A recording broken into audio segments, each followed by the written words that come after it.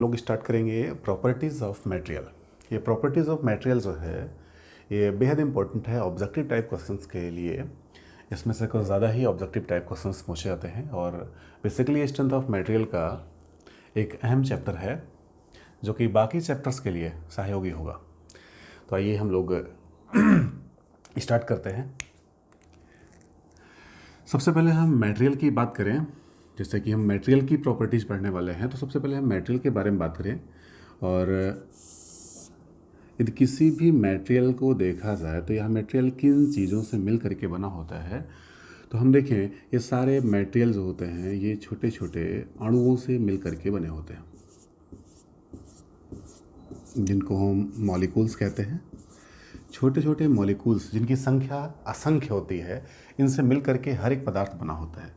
इनको अगर हम कहें तो ये आपके होते हैं अणु। इन अणुओं को तोड़ा जाए तो इनमें से निकलते हैं परम अणु, जिनको आप कहते हैं परमाणु, यानी कि एटम। इन परमाणुओं को तोड़ा जाए तो इसमें से निकलते हैं इलेक्ट्रॉन, प्रोटॉन, न्यूट्रॉन, पॉजिट्रॉन, जो भी हैं। हमको इनसे नहीं मतलब है, हमको मतलब है अणुओं से। अगर इन अणुओं के बारे में देखा जाए तो किसी भी पदार्थ में जो ये अणु होते हैं बिल्कुल सुनियोजित तरीके से इसमें बद्ध होते हैं और सुनियोजित तरीके से अपने आप को इसमें रखते हैं। ये क्या करते हैं, जैसे कि हम इनमें से किन्हीं दो मॉलिक्यूल्स को पकड़ लें, मॉलिक्यूल्स ए और मॉलिक्यूल्स बी। इन्हीं दोनों मॉलिक्यूल्स के बारे में देखें तो एक मॉलिक्यूल्स हमारे पास ए यहाँ पर है और बी यहाँ पर है। ये मॉलिक्यूल्स एक दूसरे से कुछ दूरी पर, यानी कि इनके बीच की दूरी अगर हम आर कह दें तो ये कुछ दूरी पर एक दूसरे से बैठे होते हैं और एक दूसरे से कभी ना दूर और ना ही कभी पास आने के लिए बद्ध होते हैं। यानी कि ये क्या करते हैं, ये इस बात की शपथ लेके बैठते हैं इसमें कि हम एक दूसरे से ना ही दूर जाएंगे और ना ही एक दूसरे के पास आएंगे। यानी कि जब तक इनके ऊपर कोई बाह्य बल, बाह्य प्रेशर या एक्सटर्नल प्रेशर यानी कि या टेम्परेचर इंक्रीज ना किया जाए या बाहरी कोई फोर्स ना लगाया जाए, तब तक इनके बीच की जो दूरी है ये परिवर्तित नहीं होती है। तो ये क्या करते हैं, अगर इनके बीच की दूरी r है तो हम एक गुरुत्वाकर्षण नियम में एक फार्मूला पढ़ते हैं, Gm1m2 upon r² is equal to f। ये एक फार्मूला है जब दो अलग अलग द्रव्यमान या सेम द्रव्यमान वाली दो वस्तुएं जिनके बीच की दूरी r होती है, तो इनके बीच में लगने वाला आकर्षण बल F जो होता है ये इनके दूरी के वर्ग के व्युत्क्रमानुपाती और इनके द्रव्यमानों के गुणनफल के अनुक्रमानुपाती होता है। यानी कि अगर हम यहाँ पर बात करें, इसी फार्मूले को बेस लेकर के बात करें, तो अगर ये हमारे पास दो मॉलिक्यूल्स हैं, उनके बीच की दूरी r है, तो जाहिर सी बात है कि इनके बीच में एक प्रकार का बॉन्डिंग फोर्स काम कर रहा होगा। ये जो बॉन्डिंग फोर्स है, यानी कि इनके बीच में जो पकड़ है, ये किस बात पर निर्भर करती है, ये निर्भर करती है कि इनके द्रव्यमान कितने हैं और इनके बीच की दूरी कितनी। यानी कि इनके बीच में लगने वाला जो फोर्स है F, ये इनके बीच की दूरी के वर्ग के, इनके बीच की दूरी के वर्ग के व्युत्क्रमानुपाती होगा। यानी कि हम एक बात ये साफ साफ कह सकते हैं कि यदि पदार्थ के मॉलिक्यूल्स एक दूसरे से दूर दूर हैं तो उनके बीच में लगने वाला बॉन्डिंग फोर्स कमज़ोर होगा। कमज़ोर कैसे कहेंगे, क्योंकि F का मान कम होगा। अगर ये बॉन्डिंग फोर्स कमज़ोर है तो इसका मतलब है कि इस पर हम बाह्य बल लगा करके, बाहर से फोर्स लगा करके और इनको आसानी से हम दूर दूर कर सकते हैं। यानी कि एक तथ्य यहाँ से ये निकल के आ रहा है कि यदि किसी पदार्थ के मॉलिक्यूल्स एक दूसरे से दूर दूर हैं तो उस पर बाह्य बल लगा करके उस पदार्थ को आसानी से फैलाया जा सकता है, डिफॉर्म किया जा सकता है। तो यहाँ से हम एक छोटा सा कॉन्सेप्ट लेते हैं और यहाँ से हम डिफाइन करते हैं कि स्ट्रेस क्या होता है। अगर हम इसी चीज़ को लें और यहाँ से देखें कि इस पूरी बॉडी को अगर हम बीच से यहाँ से काट दें, यहाँ से जैसे काटते हैं तो इसके दो पार्ट बन जाते हैं। पहला पार्ट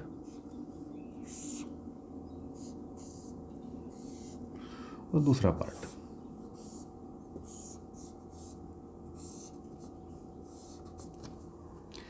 इधर में एक फोर्स लग रहा है F और इधर में एक फोर्स लग रहा है F।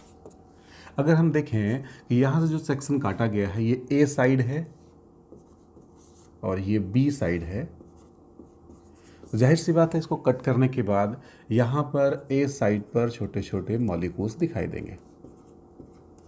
ये बेसिकली एज्यूम किया गया है कि यहाँ पर एक सेक्शन है जिसको हम एक्स एक्स कह सकते हैं। ऐसे ही इस फेस पर मॉलिक्यूल्स भी होंगे, लेकिन ये हमको दिखाई नहीं दे रहे। अब जब हम बाहर से बल लगाते हैं तो इस बल का मतलब क्या होता है, ये है बल क्यों लगाया जा रहा है। इन मॉलिक्यूल्स के लिहाज से अगर देखा जाए तो ये मॉलिक्यूल्स इस बात की फीलिंग करते हैं कि यह जो बल लगाया जा रहा है ये हमारे बीच की दूरी को बढ़ाने के लिए लगाया जा रहा है। जैसे हम यहाँ पर फोर्स लगाते हैं, यह फोर्स लगाते ही ये मॉलिक्यूल्स जो होते हैं ये बिल्कुल सजग हो जाते हैं और अपने बीच की दूरी को बढ़ाने का विरोध करने लगते हैं। यानी कि जो फोर्स इधर लग रहा है और जो फोर्स इधर लग रहा है, इन दोनों फोर्स के कारण इनके बीच की दूरी में जो वृद्धि होने वाली होती है इसका विरोध करते हैं सेक्शन ए और सेक्शन बी पर बैठे मॉलिक्यूल्स। ये सारे मॉलिक्यूल्स इस बल के अपोजिट डायरेक्शन में एक प्रकार का बल लगाना स्टार्ट कर देते हैं। यह बल ना तो हमको दिखाई देता है और ना ही यह एक्सटर्नल होता है, यह पदार्थ के अंदर निहित मॉलिक्यूल्स के द्वारा इस बाह्य बल के अपोजिट डायरेक्शन में लगाया जाने वाला बल होता है। चूंकि हम इसे कहते हैं एक्सटर्नल फोर्स यानी कि बाह्य बल।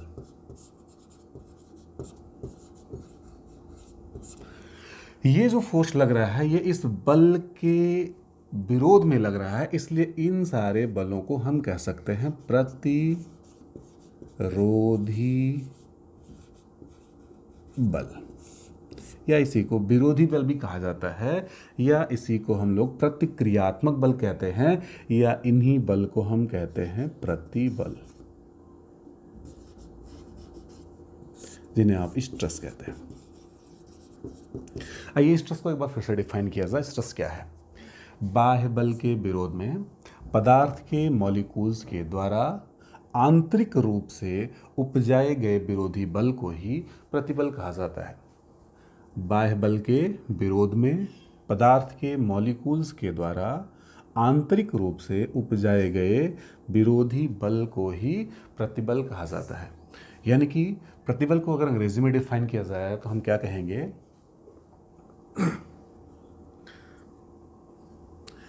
internal resisting force generated by the molecules against external force। बाह्य बल के विरोध में पदार्थ के मॉलिक्यूल्स के द्वारा उपजाया गया आंतरिक प्रतिरोधी बल ही प्रतिबल कहलाता है। यानी कि ये अगर बल है तो ये आपका विरोधी बल हो गया, यानी कि इसको कहा गया प्रतिबल। अब यहाँ पर सोचने वाली बात ये है कि ये प्रतिबल क्यों जनरेट होता है और क्यों उपजता है। तो इसका साफ साफ कारण है कि पदार्थ में बैठे मॉलिक्यूल्स अपनी ही स्थिति में बने रहना चाहते हैं, और ये जैसे ही बाह्य बल यहाँ पर लगाया जाता है, यह बाह्य बल लगाने से इनकी स्थिति में परिवर्तन होने वाला होता है और ये इस स्थिति के परिवर्तन का विरोध करते हैं। इस विरोध के कारण यहाँ पर ये बल लगाते हैं इंटरनल रेजिस्टिंग फोर्स। तो आइए हम लोग जानते हैं कि यहाँ पर ये जो प्रतिबल है, क्या प्रतिबल का मात्रक न्यूटन पर mm स्क्वायर होता है? ये कैसे जाना जाए? तो हम बात करेंगे यहाँ पर ये जो हमने एरिया लिया है, अगर इसको यहाँ से काट दिया जाए, इसका जो एरिया मिल रहा है, अगर इस एरिया को हम कह दें कि यह एरिया क्रॉस सेक्शनल एरिया जो है ये ए है, तो आप कहते हैं कि इस बल को, बाह्य बल को अगर ए से भाग दे दिया जाए तो हमको क्या मिलेगा? तो हम बाह्य बल को नहीं, अगर हम यहाँ पर जितना टोटल बल लग रहा है इसको प्रतिबल कहते हैं तो इसका मात्रक न्यूटन ले सकते हैं। लेकिन यहाँ पर जो टोटल बल लग रहा है यानी कि विरोधी बल लग रहा है, उसको अगर हम क्रॉस सेक्शनल एरिया ए से भाग दे दें, यानी कि अगर हम इस F को FE कह दें, एफ ई का मतलब एक्सटर्नल फोर्स, और इस फोर्स को कह दें FI यानी कि इंटरनल फोर्स, तो यहाँ पर अगर हम FI यानी कि इंटरनल फोर्स को इसके क्रॉस सेक्शनल एरिया ए से भाग दे देते हैं तो बेसिकली इसे कहा जाता है स्ट्रेस इंटेंसिटी।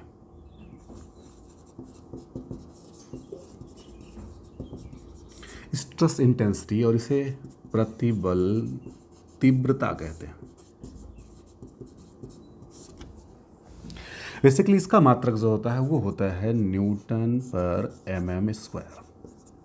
ये जो प्रतिबल है बेसिकली ये बल का विरोधी, इसका मात्रक हम कह सकते हैं न्यूटन, लेकिन जो बेसिकली हम लोग लिखते हैं स्ट्रेंथ ऑफ मटेरियल में न्यूटन पर एम एम स्क्वायर, और न्यूटन पर एम एम स्क्वायर बेसिकली प्रतिबल तीव्रता का मात्रक होता है, और हम पूरे स्ट्रेंथ ऑफ मटेरियल में इस प्रतिबल तीव्रता को ही प्रतिबल मानते चलते हैं। तो जो प्रतिबल आप मान के चलते हैं वो बेसिकली क्या है, वो स्ट्रेस इंटेंसिटी है, यानी कि internal force divided by cross sectional area. यहाँ पर हम देखें तो ये मात्रक निकल के आता है न्यूटन पर एम एम स्क्वायर। कहीं कहीं पर इसको पास्कल, कहीं कहीं पर इसको किलो पास्कल, कहीं कहीं पर इसको मेगा पास्कल से भी डिनोट किया जाता है।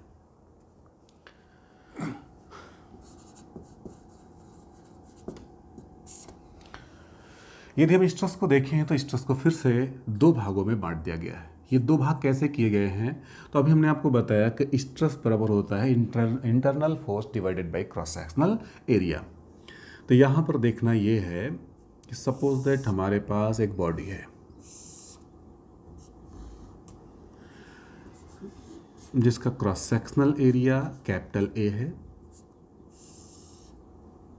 और इस पर एक एक्सटर्नल फोर्स लगाया जा रहा है एफ एक्सटर्नल फोर्स है। क्योंकि जब बॉडी पर एक्सटर्नल फोर्स एफ लगाया जाता है तो यहाँ पर इसी बल के बराबर और इसके अपोजिट डायरेक्शन में इंटरनल फोर्स जनरेट होता है। तो यहाँ पर स्ट्रेस को हम कैसे डिफाइन कर रहे हैं या किन भागों में बांटा गया है ये जानना चाहते हैं। तो स्ट्रेस को हम फिर से दो भागों में डिवाइड कर देते हैं। ये दो भाग कौन कौन से हैं, एक को कहा जाता है एक्चुअल स्ट्रेस और दूसरे को कहते हैं इंजीनियरिंग स्ट्रेस।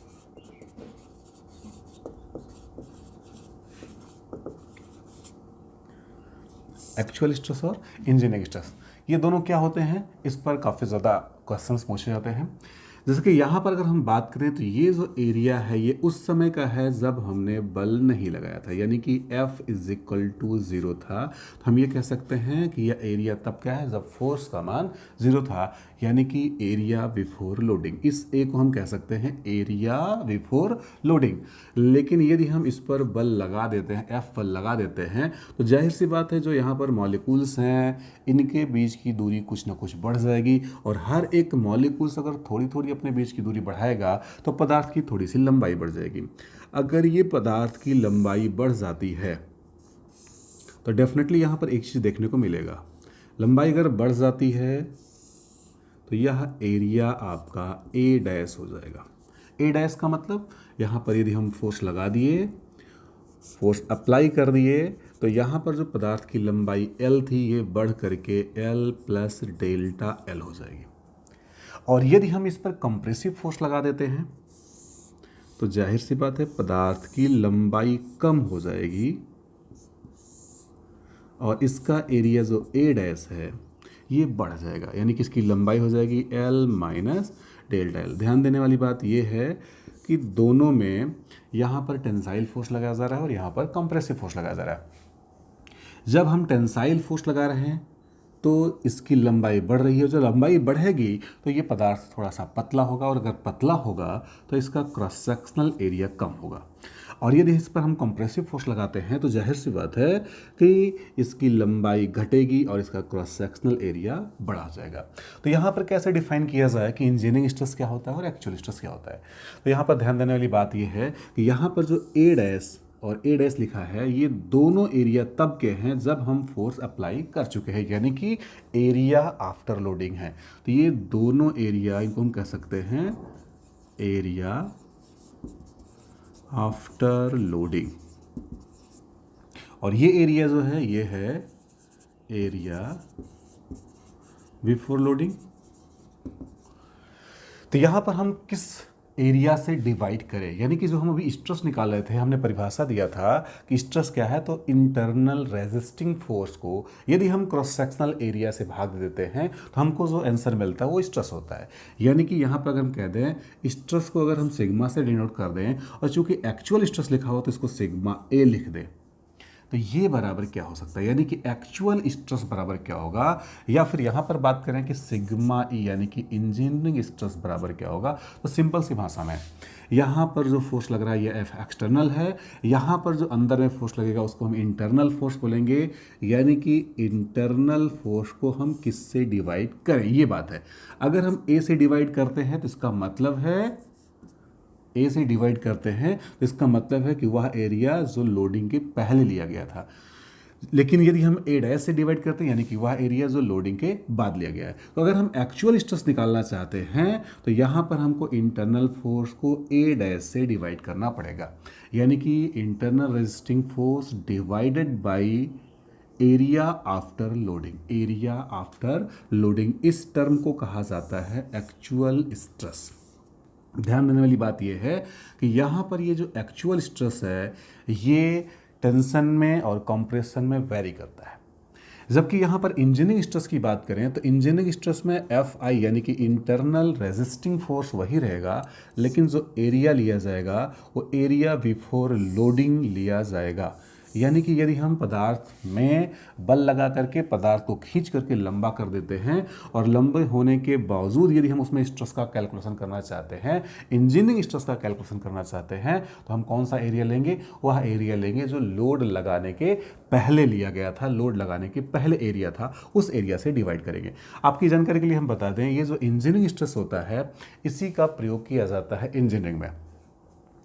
इस एरिया को हम इंस्टैंटेनियस एरिया भी कहते हैं। इंस्टैंटेनियस का मतलब है कि वह एरिया जब बल लगाया गया है उस दौरान जो इसका क्रॉस सेक्शनल एरिया होता है उस एरिया को हम इंस्टैंटेनियस एरिया भी कहते हैं। तो क्वेश्चन में ये पूछा सकता है कि एफ यानी कि इंटरनल रेजिस्टिंग फोर्स, कभी कभी हम इसको एफ एक्सटर्नल फोर्स के बराबर भी लिख लेते हैं, यानी कि चूंकि internal resisting force external force के बराबर होता है इसलिए इसको हम एफ अपान ए डैश भी लिख सकते हैं। तो इसको कह सकते हैं applied force divided by area after loading या applied force divided by instantaneous area. जबकि यहाँ पर देखा जाए तो applied force divided by area before loading लिया जाएगा। अब यहाँ पर बात आती है कि यदि हम देखें तो नोट पॉइंट हमारे पास ये आ सकता है, ये बिल्कुल इंपॉर्टेंट पॉइंट है। यदि हम किसी बॉडी पर टेंसाइल फोर्स लगाएं, यदि हम किसी बॉडी पर टेंसाइल फोर्स लगा रहे हो जैसे कि ये बॉडी है, यदि हम इस पर टेंसाइल फोर्स लगाते हैं तो सिग्मा ए और सिग्मा ई यानी कि इंजीनियरिंग स्ट्रेस और एक्चुअल स्ट्रेस में कौन ज़्यादा होगा। तो हम बात करेंगे कि यहाँ पर देखा जाए सिग्मा ए का मतलब ये एफ अपान ए डैश। यहाँ पर दोनों केसेस में सिग्मा ए बराबर होगा आपका एफ अपान ए डैश और यहाँ पर होगा एफ अपान ए। तो देखने वाली ये बात ये होगी कि एफ अपान ए डैश और एफ अपान ए में यदि हम टेंसाइल फोर्स लगाते हैं तो ए डैश का मान कम हो जाएगा। टेंसाइल फोर्स में ए डैश का मान अगर कम हो जाता है तो एफ अपान ए डैश का मान ज़्यादा हो जाएगा, जबकि यहाँ पर ए का मान कांस्टेंट है।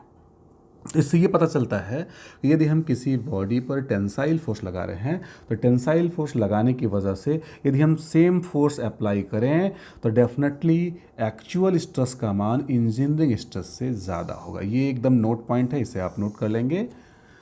पॉइंट नंबर 1 करके इसको नोट कर लेंगे कि यदि किसी बॉडी पर टेंसाइल फोर्स लगाया जा रहा हो तो ऐसी अवस्था में एक्चुअल स्ट्रेस का मान इंजीनियरिंग स्ट्रेस से ज़्यादा होगा। दूसरा पॉइंट ये आ सकता है कि यदि हम किसी बॉडी पर कंप्रेसिव फोर्स लगा दें, कंप्रेसिव फोर्स लगा देंगे तो ऐसी स्थिति में क्या होगा, कंप्रेसिव फोर्स में यहाँ पर जो ए डैश का मान है ये ए डैश का मान ए से ज़्यादा हो जाएगा। ए डैश का मान ए से ज़्यादा हो जाएगा चूंकि बॉडी कंप्रेस हो गई।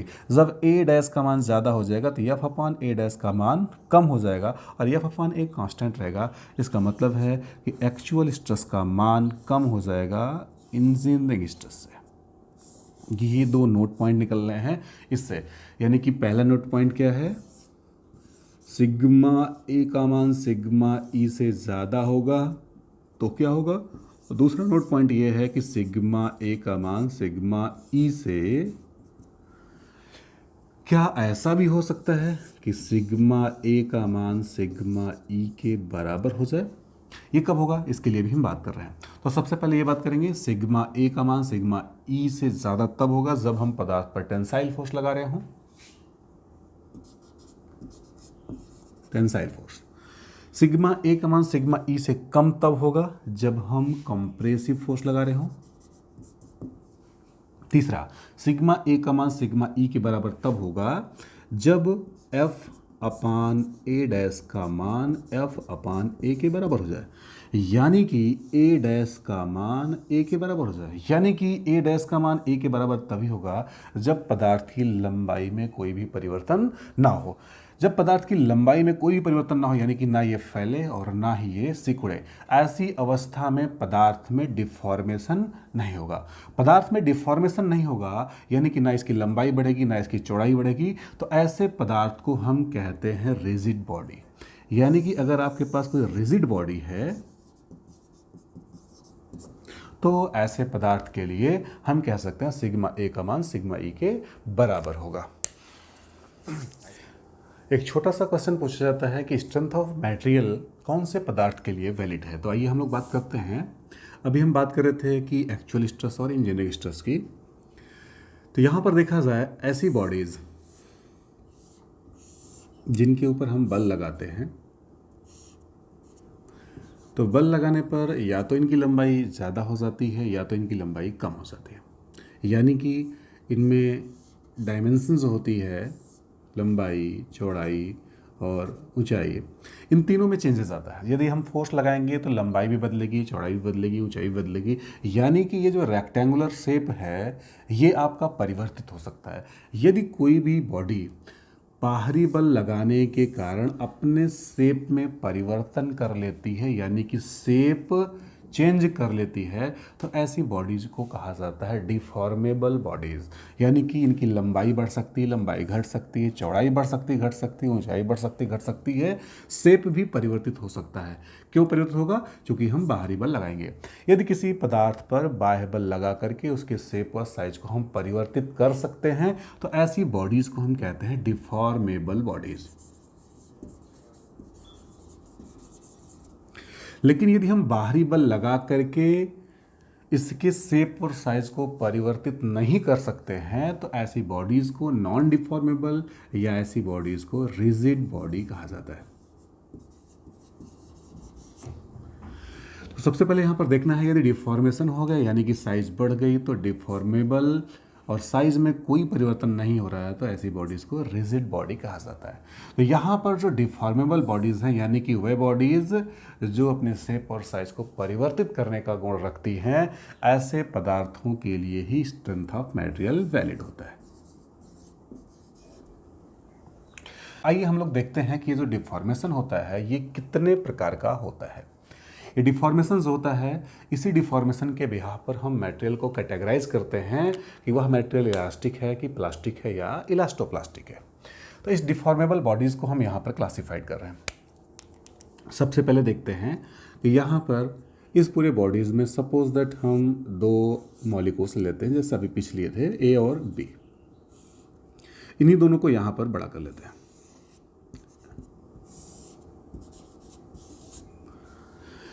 ए और बी पर यदि हम बाहरी बल लगाएं, यहाँ पर एक्सटर्नल फोर्स लगाएं, तो जाहिर सी बात है कि सबसे पहले इनके भीतर एक प्रकार का बॉन्डिंग फोर्स काम कर रहा है, FI, जिसको हम कहते हैं इंटरनल फोर्स काम करता है। लेकिन जब हम यहाँ पर एक्सटर्नल फोर्स लगाते हैं और एक्सटर्नल फोर्स लगाते लगाते एक लिमिट से ज़्यादा फोर्स लगाने लगते हैं तो मॉलिक्यूल्स ए और मॉलिक्यूल्स बी के बीच में जो ये बॉन्डिंग है ये हल्की सी कमज़ोर होने लगती है और ये पदार्थ के मॉलिक्यूल्स एक दूसरे से दूर दूर होने को विवश हो जाते हैं। जैसे हम यहाँ पर एक्सटर्नल फोर्स लगाते हैं तो पहला काम क्या होता है, जैसे हम एक्सटर्नल फोर्स लगाते हैं तो पहली घटना ये घटती है, ए और बी दोनों आपस में कोऑर्डिनेट करते हैं और ए और बी आपस में बातें करके इस मुकाम पर पहुंचते हैं। पहली घटना ये घटती है कि ए मॉलिक्यूल्स बी से कहता है कि हम दोनों वास्तव में एक दूसरे से आर दूरी पर बैठे हैं, लेकिन जैसे ही बल लगाया जाता है तो आप भी अपनी स्थिति से थोड़ा सा खिसक जाएंगे, हम भी अपनी स्थिति से थोड़ा सा खिसक जाएंगे। यानी कि जब हम बल अप्लाई किए तो ये बी जो यहाँ पर बैठा था और ए यहाँ पर बैठा था, बी खिसक करके थोड़ा आगे पहुँच गया और ए खिसक करके इसकी पोजीशन यहाँ पर हो गई। यानी कि यदि पदार्थ में ऐसे ढेर सारे मॉलिक्यूल्स हों तो जाहिर सी बात है कि सबके बीच की दूरियां थोड़ी थोड़ी बढ़ जाएंगी। यानी कि यहाँ पर ये मॉलिक्यूल्स यहाँ से यहाँ पहुँचा और ये मॉलिक्यूल्स यहाँ से यहाँ पहुँच गए। इसका कारण ये था कि इन पर फोर्स लगाया गया है। जब हम यहाँ पर बल लगाते हैं तो ये मॉलिक्यूल्स अपनी स्थिति से थोड़ा सा डिफॉर्म कर जाते हैं, आगे बढ़ जाते हैं। लेकिन जैसे ही इस फोर्स को हटाया जाता है ये मॉलिक्यूल फिर से अपनी पुरानी पोजीशन में वापस आ जाते हैं। यानी कि जब तक हम बल लगाएंगे तब तक ये मॉलिक्यूल्स एक दूसरे से दूर दूर रहेंगे और जैसे ही फोर्स को हटा लेंगे ये मॉलिक्यूल्स फिर से अपनी पुरानी पोजीशन में वापस आ जाते हैं।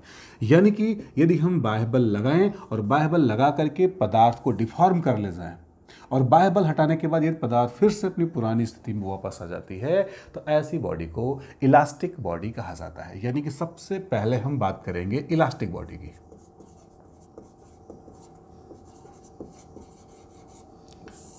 इलास्टिक बॉडी क्या है? तो यहां पर देखा जाए, आफ्टर रिमूविंग द एक्सटर्नल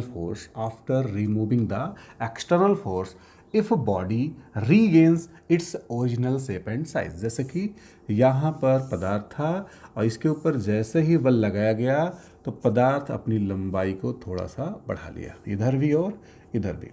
पहले इसकी लंबाई L थी लेकिन अब इसकी लंबाई total L plus delta L हो गई। L प्लस डेल्टा L तब है जब इसके ऊपर फोर्स लगाया गया है, लेकिन जैसे ही फोर्स को हम रिमूव कर लेंगे तो तुरंत इसकी लंबाई फिर से L हो जाती है। तो ऐसे पदार्थ को हम कहते हैं इलास्टिक बॉडी।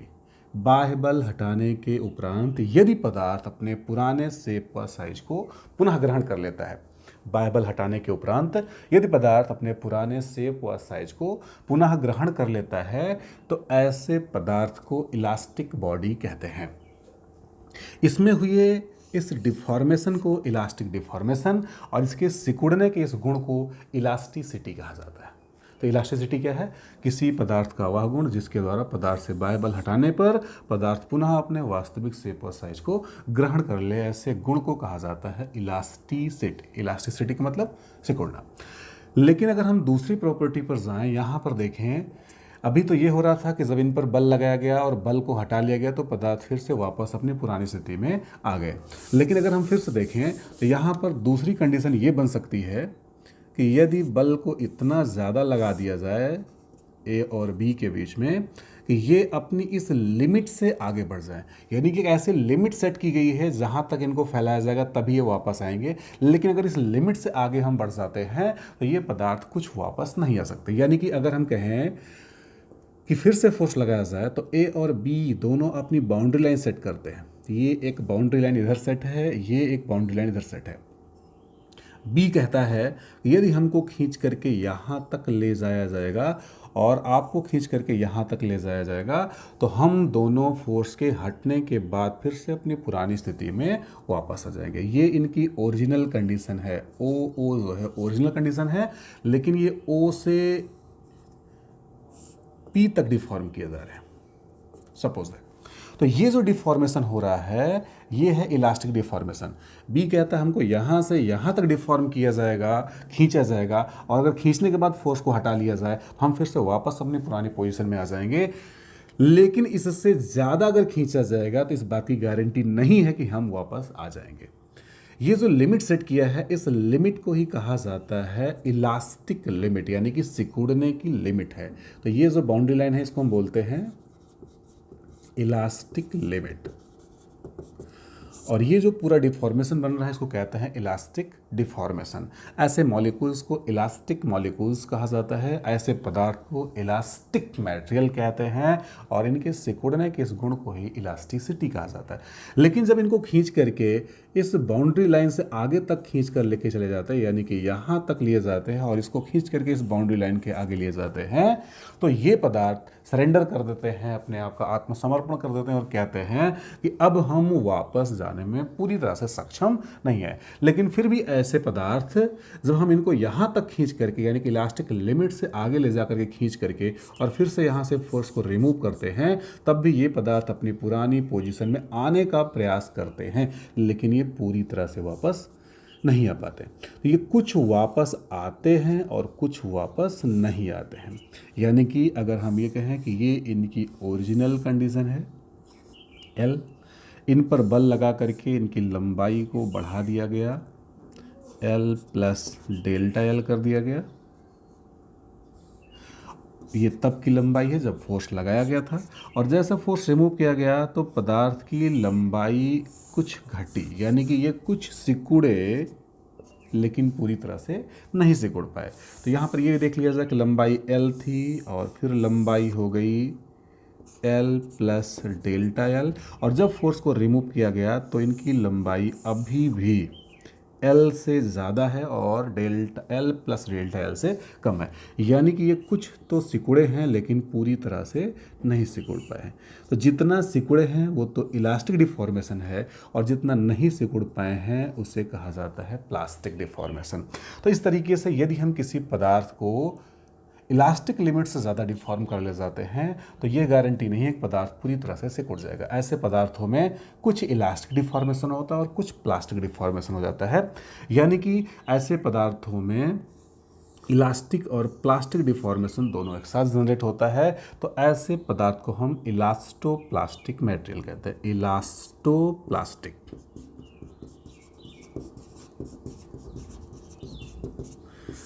यानी कि बाह्य बल हटाने के, यानी कि पदार्थ ये है और इसको हम खींच के यहाँ तक ले गए और यहाँ से फोर्स को हटाएंगे तो पदार्थ कुछ सिकुड़ेगा और कुछ नहीं सिकुड़ पाएगा।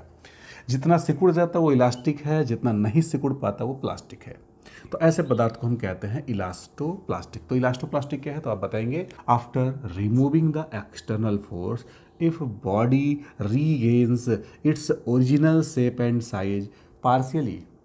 बाह्य बल हटाने के बाद यदि पदार्थ अपने पुराने शेप व साइज को आंशिक रूप से ग्रहण करता है तो ऐसे पदार्थ को हम कहते हैं इलास्टोप्लास्टिक मटेरियल। यानी कि यहाँ से कन्फर्म ये हो रहा है, यदि पूरी तरह से वापस आ जाए, जैसी थी वैसी ही हो जाए, तो हम कहेंगे इलास्टिक है। लेकिन कुछ वापस है और कुछ वापस ना आए तो ऐसे को कहते हैं इलास्टोप्लास्टिक। और इसमें तीसरा केस ये आता है, यदि हम इन दोनों मॉलिक्यूल्स को एक लिमिट से ज़्यादा बहुत दूरी तक खींच ले जाए, यानी कि इलास्टिक लिमिट के बाद एक और लिमिट बनाई जाए जिसको हम कहते हैं प्लास्टिक लिमिट है, इस लिमिट से भी आगे खींच ले जाया जाए तो मॉलिक्यूल्स ए और मॉलिक्यूल्स बी ये दोनों कहते हैं कि हम वापस आने में सक्षम नहीं है। यानी कि यदि यहाँ तक खींच लिए जाया जाए और यहाँ से अब फोर्स को रिमूव किया जाए तो पदार्थ वापस आने में सक्षम नहीं होते हैं। यानी कि पदार्थ की यदि आरंभिक लंबाई एल थी और इनको खींच करके इनकी लंबाई को बढ़ा दिया गया, एल प्लस डेल्टा एल कर दिया गया, और अब फोर्स को हटाया जाए और पदार्थ की लंबाई में कोई कमी ना हो तो ऐसे डिफॉर्मेशन को हम कहते हैं प्लास्टिक डिफॉर्मेशन। ऐसे डिफॉर्मेशन कहते हैं प्लास्टिक डिफॉर्मेशन। यानी कि बाह्य बल हटाने के बाद यदि पदार्थ अपने पुराने शेप व साइज को ग्रहण करने में सक्षम नहीं है तो ऐसे पदार्थ को हम कहते हैं प्लास्टिक बॉडी। ऐसे डिफॉर्मेशन को कहते हैं प्लास्टिक डिफॉर्मेशन, और इसके इस गुण को यानी कि ना सिकुड़ने के गुण को प्लास्टिसिटी कहा जाता है। तो कुल मिलाकर के यहाँ पर हमने इस डिफॉर्मेशन को, डिफॉर्मेबल बॉडी को यानी कि डिफॉर्मेशन को हम 3 कैटेगरी में बांट दिए। पहला है इलास्टिक डिफॉर्मेशन, दूसरा है इलास्टोप्लास्टिक डिफॉर्मेशन, और तीसरा है प्लास्टिक डिफॉर्मेशन। यदि बॉडी पूरी तरह से सिकुड़ जाए तो इलास्टिक, कुछ सिकुड़े और कुछ ना सिकुड़े इलास्टोप्लास्टिक, और बिल्कुल भी ना सिकुड़े तो ऐसी बॉडी को हम प्लास्टिक बॉडी कहते हैं। लेकिन यदि पदार्थ फैले ही ना, चाहे जितना बल लगा ले फैले ही ना, तो ऐसी बॉडी को हम रिजिड बॉडी कहते हैं। ध्यान रखिएगा, हम केवल स्ट्रेंथ ऑफ मटेरियल में डिफॉर्मेबल बॉडीज के बारे में ही पढ़ते हैं। यानी कि हम या तो इलास्टिक बॉडी के बारे में पढ़ेंगे या फिर इलास्टोप्लास्टिक और या फिर प्लास्टिक बॉडी के बारे में पढ़ेंगे, लेकिन हम रिजिड बॉडी के बारे में यहाँ पर पढ़ाई नहीं करेंगे। यानी कि जो भी मटेरियल स्ट्रेंथ ऑफ मटेरियल में यूज किया जाएगा वो सब के सब डिफॉर्मेबल बॉडीज ही होंगे। वास्तव में रिजिड बॉडी एक काल्पनिक नाम है, ऐसी कोई बॉडीज़ है ही नहीं कि जो रिजिड हो, जिस पर हम कोई भी बल लगा दें और ये अपने शेप और साइज में कोई भी परिवर्तन ना करे। Thank you.